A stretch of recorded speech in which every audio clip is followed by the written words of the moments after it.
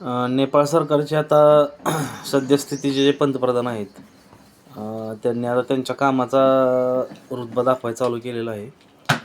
प्रतिपक्ष नावाची एक वेबसाईट त्यांनी चालू केलेलं आहे, ज्यामध्ये सरकार जे काही काम करेल त्याची तुम्हाला सविस्तर अपडेट भेटेल.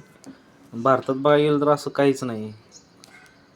कॉन्ट्रॅक्टदाराला एकदा काम गेलं, तो करतोय नाही करतोय ह्याची पाठपुरावा घ्यायला सरकारकडे वेळच नसतोय.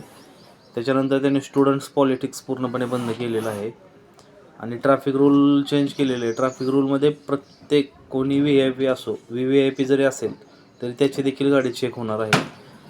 त्याचबरोबर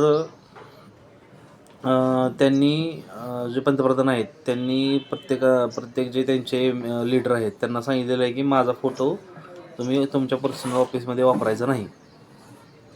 अशा प्रकारचे पंतप्रधान पाहिजे. आणि सध्या आपले पंतप्रधान काय करत आहेत, नुसती स्टंटबाजी, रीलची स्टंटबाजी आहे त्यांची. प्रत्येक गोष्टीमध्ये कुठलीही योजना असेल तर त्यांचा अगोदर फोटो असतोय.